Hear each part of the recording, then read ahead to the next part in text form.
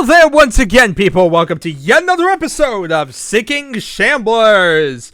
So this time around, we're going to be checking out a level that's apparently known as Hell's Keep version 1.0, because of course we gotta have the version number inside our leveling name thing or whatever.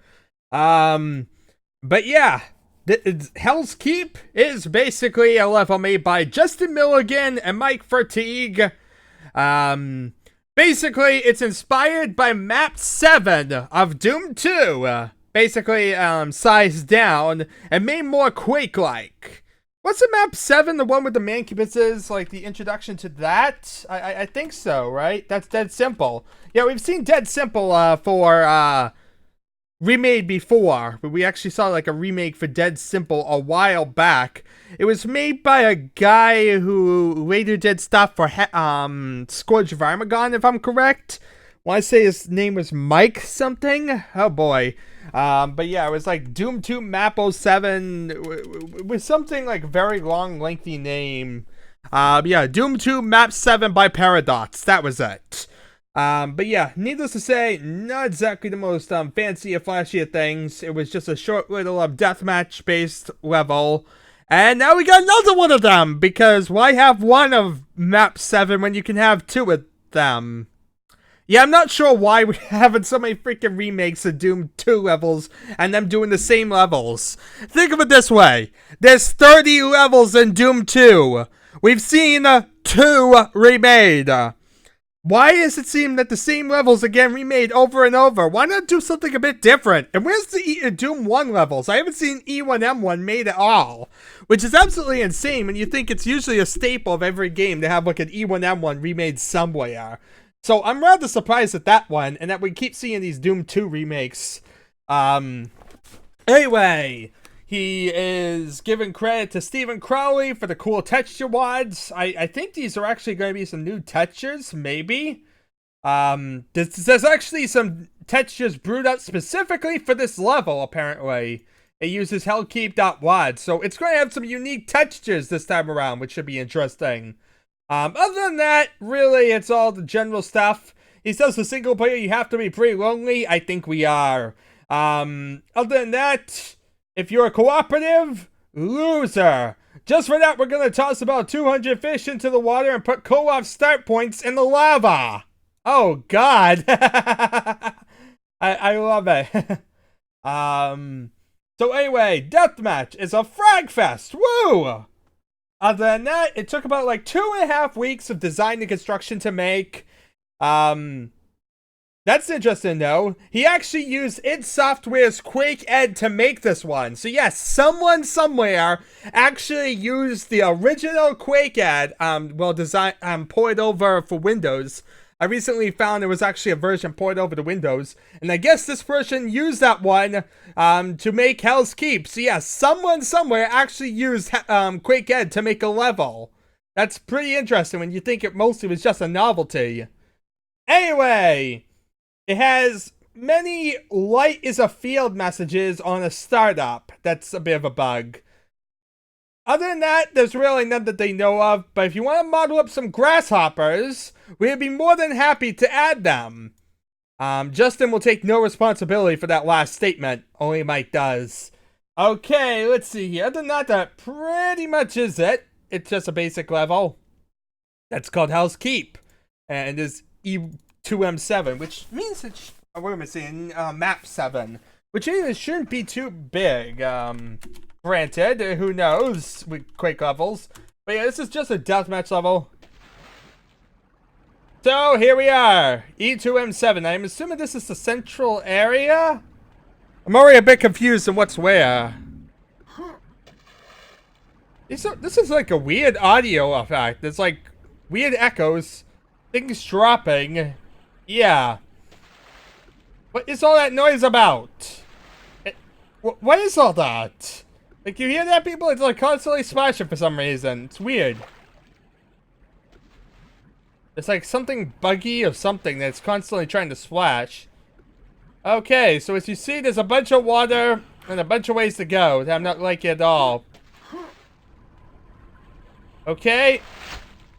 Sounds like it's closer on this side for sure. There's 4 sides, 4 double-barreled shotguns, 1 on each side. Makes sense, I guess. Symmetry, it has some. Interesting enough, it seems like one of the shells fell off the map. You hear that? Or there is some lack of symmetry there. So we're seeing it has the 4 sides. You run around all 4 sides. You have your double-barreled shotguns and random nonsense. This is basically the outer courtyard area of, like, map 7. Needless to say, not exactly the most fancy. But it definitely is the most similar area. And then it seems like the expansion comes about in all these areas that are on the side. Like there's these weird staircases going up. I'm really not sure what that splash is about. It's driving me crazy. But yeah, never seen the bug where it splashes a lot. And oh my god, look at all that lava. Well, here's like a tower overlooking an area filled with death. Yeah, this is like the outer area, I guess. Wait, what the? Oh, well, would you look at that? These things are like elevators and they're going up and down or something. Oh god! Jump! Jump! Jump! Jump! Dear God! Get me out of this hellhole! Quick! Cross! Dear God, was that painful! But we did it! We got everything! That, at least now we also fix the splashing. So that is what the splashing was about. Hey! You're supposed to stop making that noise!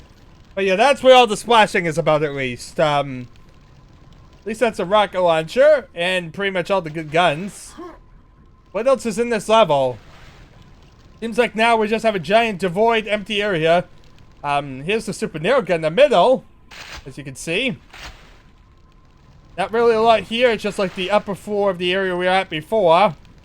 There doesn't seem to be much else here, just like a giant open courtyard area. Did we, like, I don't think we traveled all 4 sides, and yet there really isn't much of anything. It's just kind of like empty corridors, all that. Okay, look, another nail gun.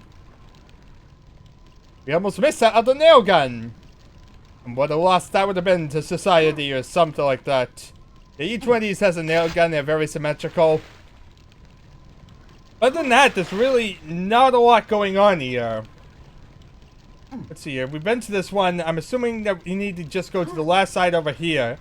Interestingly enough, for symmetry, we have that, but we don't have anything on this side. You know, you'd hear the splashing if that was the case, but there isn't any. But another thing, there was areas in the water, wasn't there?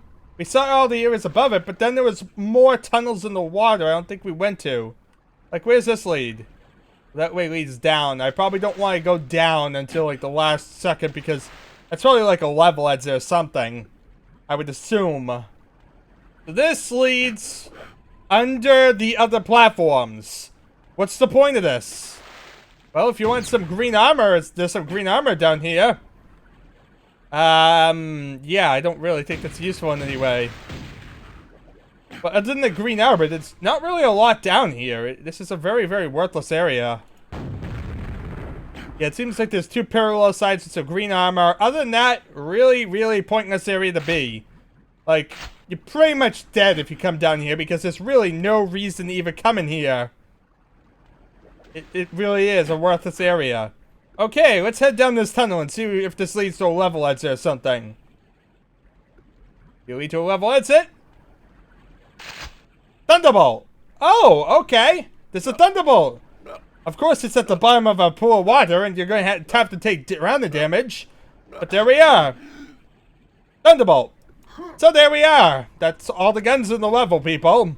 Anyway, it said this was basically just another remake of E2M7.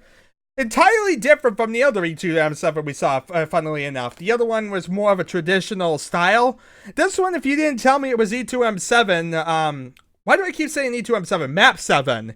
If you didn't tell me it was Map 7, I wouldn't have even seen this Map 7. It really does not look like it at all. At all. Besides the fact that it has the bots idea and has, like, the corridors around it. Like, you can kind of get what they're going for if you know the two. But if you're not actively looking for the remake idea, you wouldn't even know it's there. So, needless to say, this one's definitely more of a drastic change from the remake than the other Map 7, which was very blatantly a remake of Map 7. It was trying to be a lot more true to what the original was, at least in Quake terms. Anyway, as said, there's not really a lot to tackle here. It kind of is just another map. Really, the most exciting thing about this level is the editor it was used to make it. Like I said, it's not every day you see a level made using the actual Quake id software, the id software used. Like I said, I thought it was almost entirely a complete novelty. Now we can see at least someone somewhere did something with it besides it just kind of being ported over. So, rather interesting. Anyway, there's not really a lot to talk about. Thank you all for watching. It's been something. And I guess I'll see you all next time.